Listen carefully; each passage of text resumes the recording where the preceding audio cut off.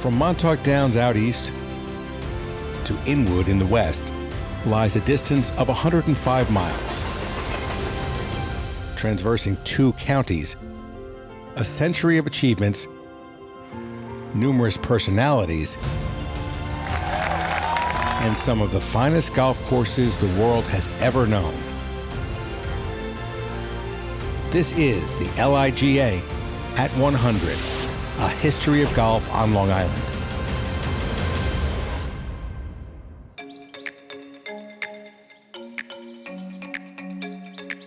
The seeds of Long Island's golfing legacy were sown long ago. It came from Scotland. All the roads sort of led through Long Island. 1881, the Meadowbrook Club opens, followed by the Quogue Field Club in 1887.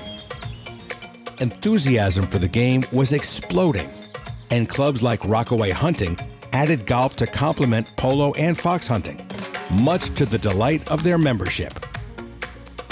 More milestones.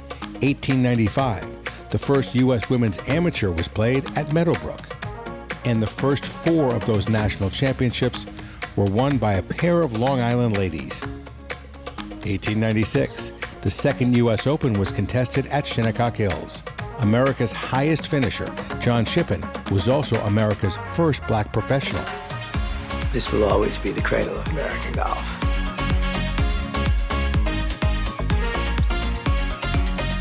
When a new century dawned, the game's popularity surged, and the Long Island Golf Association came into being.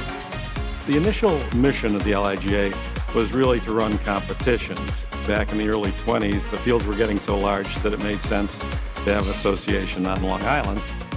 So John Montgomery Ward took action.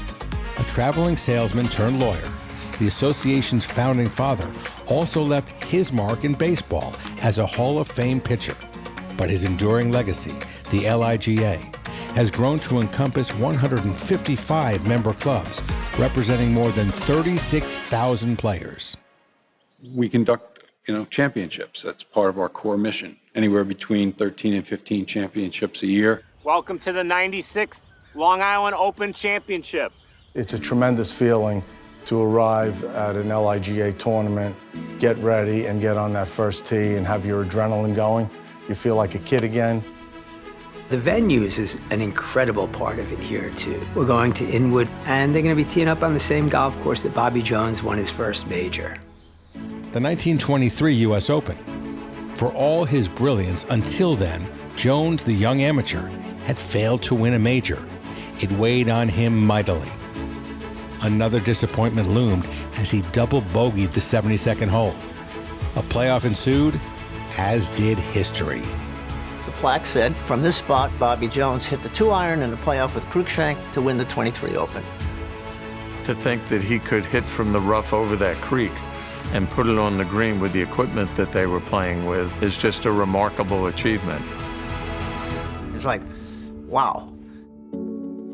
Indeed, all of golf's early heroes enjoyed enormous success on Long Island. The flamboyant Walter Hagen won 2 of his record 5 PGA championships in 1921 and 26. Tommy Armour, the Silver Scot, won the 1930 PGA at Fresh Meadow, where Gene Sarazen was the head professional. The money was different, so the pros had to have club jobs besides playing tournaments. When the 1932 U.S. Open returned to Fresh Meadow, Sarazen feared a home course jinx, so he quit his job. In the end, the Squire triumphed, a small sacrifice for his second Open title. Long Island dominated back in the teens and the 20s and the 30s, etc. I mean, you had all these great champions. And clubs like Inwood and Nassau and Engineers holding national championships. The legacy was taking shape. It was a magical time that produced so many wonderful stories. Like how Sarazen and Jones, once playing at Engineers, both took double figures on the par 3 14th, a pint-sized downhill 90-yard one-shotter that forever became known as the 2 or 20 hole. Or the tale about how Jones, on the eve of that 23 Open, visited Nassau Country Club where he rescued a rusty, beat-up, hickory-shafted putter. By the time he retired that stick, nicknamed Calamity Jane, he was on his way to 13 major championships. A feat the Nassau members immortalized by naming their halfway house in honor of arguably the most famous club of all time. Another putter, called the Schenectady, was created upstate, but the man who made it famous left his indelible stamp here. Walter Travis used the center-shafted mallet when he became the first American to win the British Amateur. Known as the Old Man, he was gifted in many fields. A well-versed writer, he created the American Golfer magazine. And in architecture, he played a role in designing more than 50 courses. The Garden City Golf Club was his masterstroke. The site of 6 USGA championships, including the Open. The layout concludes with a stout par 3. Members were critical of his deep, controversial bunker, but Travis refused to soften the pit. Ironically, it cost him when during the 1908 U.S. Amateur, he found it and lost his match, no doubt leaving Cheshire grins on the members' faces. These architects, they were visionaries, they were complete egomaniacs, they were occasionally sober as well. People like C.B. McDonald, father of American golf course architecture, great impact on this area and on architecture across the United States. McDonald's cherished canvas was the National Golf Links of America.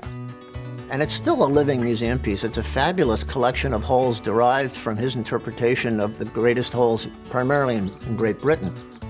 The stories of his blustery personality are legendary.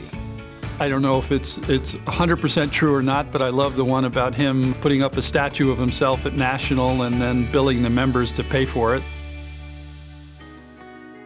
I happen to be a big fan of Devereux Emmett, who was the principal architect of Women's National. Today, we know it as Glenhead, but Women's National was America's first ever female-only club. It was developed by World Golf Hall of Fame member Marion Hollins, who later achieved acclaim consulting on Cypress Point. She wisely hired one of the most prolific yet underappreciated architects of the Golden Age era, Devereux Emmett. Her vision became his design. It's now part of Emmett's portfolio that includes 150 layouts worldwide, 14 here on Long Island. He did Seawain, he did the original Meadowbrook Club, he did Wheatley Hills, and St. George's, which is his great monument. And that course, more than any other, embodies his complexity, the spirit, and the playfulness. So his legacy is very strong. For all of their pioneering efforts and inventiveness, these groundbreaking architects had one huge advantage. The big secret is sand, the outwash of the sand from the glacier line. The glacier stopped at Hillside Avenue and dumped, so it's rock on the North Shore and it's sand below in the Hempstead Plain. I'm not sure there's many other places in the country that have that degree of variance. And it's on these geologically distinct playing fields that the association's rich history became forever etched in silver. Since 1922, the LIGA has conducted its prestigious championships for golfers of all ages, both men and women, at Long Island's premier clubs. A schedule highlighted by our 2 flagship events, the Amateur and the Open. The inaugural Long Island Open was held at Cherry Valley. Willie Klein, the head professional at Wheatley Hills, captured that one and 2 others. Before World War II, the Open was recognized as an official PGA Tour stop. Long Island Golf Association events were big news in the sports pages, even in the Times and the Daily News. The name Al Brosh appeared often, and for good reason. We called him Pumpkinhead. Al held numerous head professional jobs on Long Island. His bright red mane, well, that only paled in comparison to his accomplishments. He won the Long Island Open 10 times. He also was one of the first pros to shoot a 60 in a PGA tournament. In modern times, local club professionals have dominated the championship. The Long Island Open, yeah, I've been lucky enough to win a couple of them. The rich history goes way back. A lot of great names on that trophy.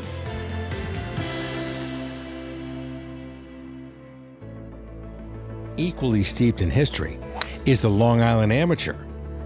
Through the years, 38 different clubs have hosted this match play marathon. George Burns from Manhasset won the 1972 title and used it as a springboard to 4 PGA Tour victories. But the name engraved most often, Gene Francis. Gene Francis was a great player for a long time. I know he probably won more Long Island Amateurs than any other player. A total of 7 over a quarter-century span.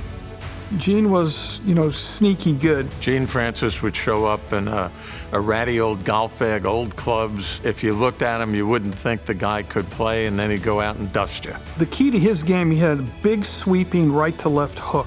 And I mean big. The ball could move 30 or 40 yards right to left.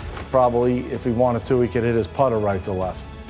We've had some unbelievable champions. Kenny Baxt, of course, George Zaringer, and these people have gone on and won all sorts of tournaments. We see guys play in the Long Island Amateur, and boom, next thing you know, they're playing in the Masters. And while not every LIGA event is a local major, each produces major memories. And our winner, at a score of even par, Andrew Chen. It's our goal to run the best tournaments that we can and to keep improving. I've played some national events as well, so it's always a good benchmark to compare it to. And I think you take for granted, this is how things are run everywhere, and it's not. The staff at the LIGA, great job again. You guys always pull off a great event. We couldn't run our events without the volunteers. And it's our love and our passion for this game that we want to give back to it. The entire executive committee are volunteers. Tournament officials are volunteers. The volunteers are the lifeblood of the organization. That spirit began with J. Ebb Weir, the organization's first president. In recent years, it was the acute business talents of executive directors like Steve Smith and Doug Vergith, which helped elevate the organization in size and stature. But of all of those who have selflessly given their time, 2 names stand apart. They were simply known as the 2 Joes, Donahue and Cantwell. They're legends. Joe Donahue was executive director for over 50 years. One of my first experiences was going to the headquarters, and lo and behold, it was in the basement of Joe Donahue's home. There were a bunch of file cabinets down there and a couple of desks and all of the trophies. I would call it organized chaos. Joe Cantwell, an expert on the rules. Joe Cantwell was a person that gave so much of his talent back to the game of golf. Joe served as the official in charge of over 1,000 Long Island competitions. Whether you were a junior playing and he was a tournament official, which was a little scary. I was always intimidated going up to him because it was usually a rules question, which meant I'd hit a bad shot. Or you watched him and his commitment to golf, giving back, being the LIGA president, being the MGA president. He was relentless in his ability to promote the game. The 2 Joes, they believe that success is best measured by helping others, like participants in the Long Island Caddy Scholarship Fund. I was a Caddy Scholarship recipient in 1980. Since 1962, when we were founded, we've given out over 800 scholarships, $4.3 million in scholarship aid. And in the process, shaped countless lives. In senior year of high school, my dad passed away. So suddenly, as the oldest of 4 kids in a family that didn't have a lot of money, the ability to go to college became a big deal. My parents were basically working class, and I thought, wouldn't it be cool if I could help myself get to college? Education through golf is something that is very tangible. When you're involved in the Caddy Scholarship Fund and you are giving kids in need money to go to college, you can directly see the outcome. How's it going? How you doing? It's not just caddies any longer. If you work in a golf shop, work in the greens crew, As long as you have the financial need and meet the other criteria, you are eligible. Programs evolve, and so too has the association's philosophy. We work with women, with kids. It's got to include everyone who wants to play golf if it's going to be a meaningful organization going forward. We have probably, I think, one of the most successful female amateur tournaments in the country. You know, we have almost 100 women. And they range in handicap, which is nice, from the very advanced player up to higher handicap women, because we have different flights. What's really amazing is public golf. They've now opened their doors to all public facilities, which is an incredible accomplishment 99 years later. Under Joe C's guidance, the playing field was leveled. The distinction between players from private facilities and those who belong to clubs without real estate eliminated. As a result, you're seeing basically all competitions operating at capacity, and great to see some of the public golfers have these unique opportunities that others from the private market have had for many years. Softball players at 40 years old don't get to go play at Wrigley Field and Fenway Park. Golfers in the Long Island Golf Association do.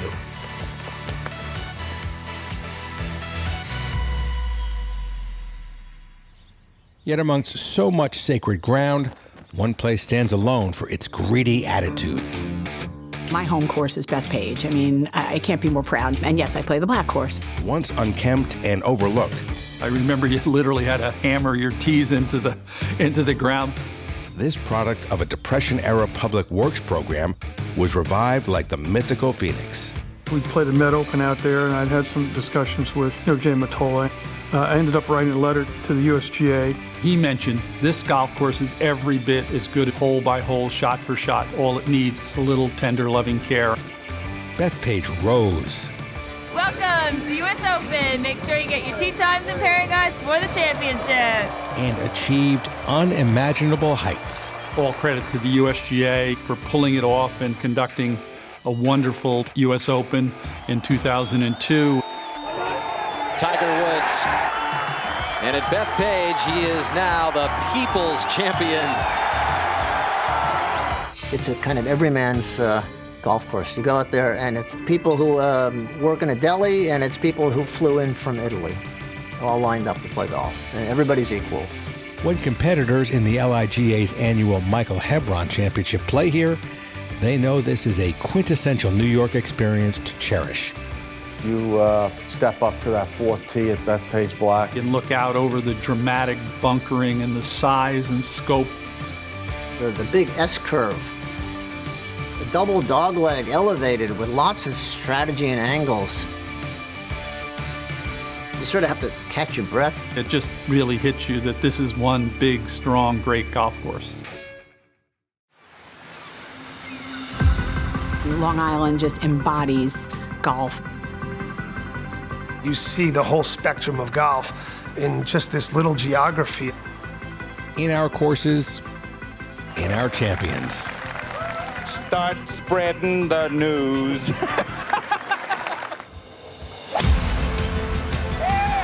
Beautifully struck there, right at the flag. Watch out for this one. This is a shot of his life. Shinnecock and now Meadowbrook. Hey, Long Island's been pretty good to me. Our success over 100 years is this combined passion of our members, our professionals, our volunteers.